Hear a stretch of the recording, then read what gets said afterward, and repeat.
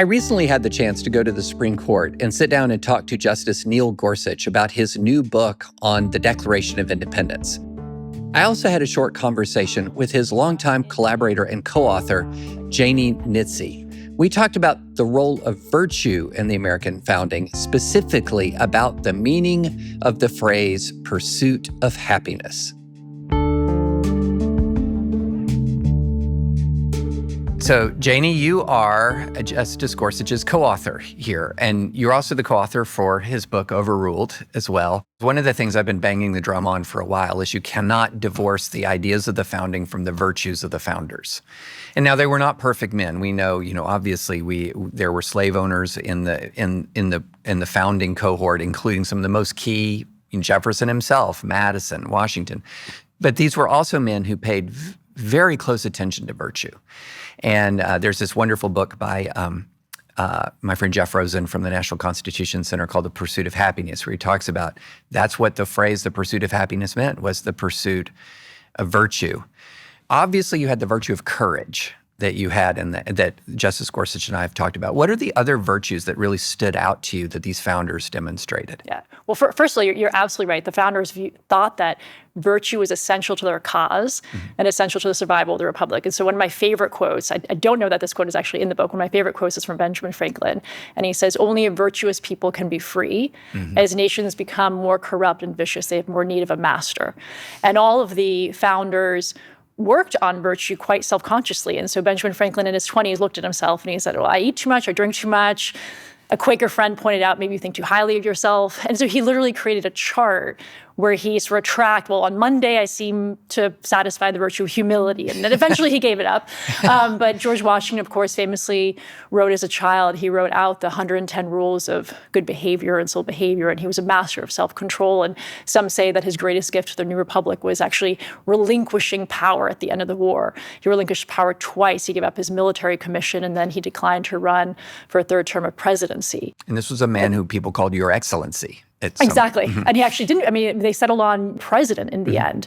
And you're absolutely right. And Jeff Rosen wrote a book on how the pursuit of happiness was not viewed as the pursuit of sort of feeling good or feeling happy, which we might read into it today, but really the pursuit of being good. So really, quite literally, the country was founded on this idea of the nation should provide the conditions for its citizens to live a virtuous life.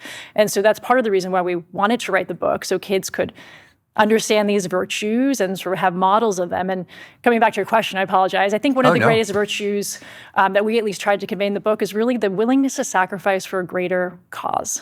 Whenever I do any reading about the founding, and as many times as I can reread a Federalist paper, for example, or reread a story of the founding, I'm always pulling out something new. What was new for you here? Oh, so many of these stories. Maybe I'm embarrassed to say how many of the stories were new to me. I mean, Caesar Rodney riding through a thunderstorm, cancer eating away at his face to break a tie vote. In Congress, Catherine Goddard, woman's name appearing on the Declaration. But also the stories of sacrifice of the children. I think that's what appealed as well to, I have 3 young kids, when they read the book. The idea that children as young as 10, actually Richard Lloyd Jones, we don't talk about him in the book, but he joined the Army as a fifer at the age of 10 and was in the war for 3 years. 3 years later, he's discharged 150 miles away from home. He walks home. And the idea that these were not different humans than us. They were not superhumans. They were farmers and business owners, and they really sacrificed everything they had for this notion of liberty for future generations, and the idea that hopefully we can inspire young generations to do likewise. There's another thing that I think is a model for us. So we've talked about these virtues and their necessity in our republic, but I'm also very interested in the way in which this story, they were conscious that the judgment of history, the eyes of history, were upon them. And how much do you think that influenced the way that they approached this moment?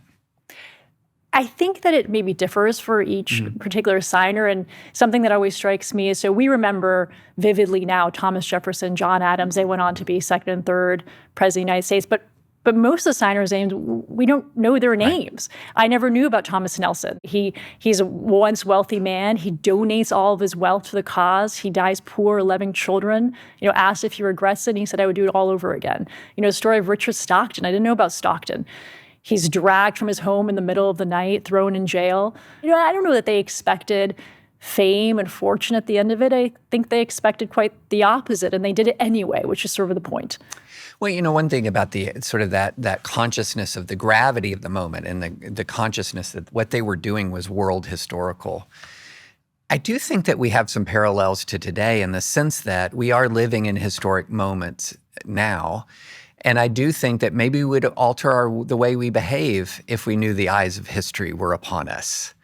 I'm just throwing that out as commentary. Perhaps.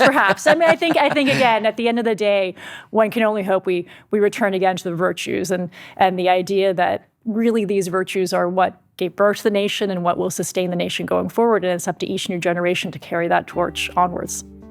I think that's a great note to end it on. Thanks, Janie. Thank you so much.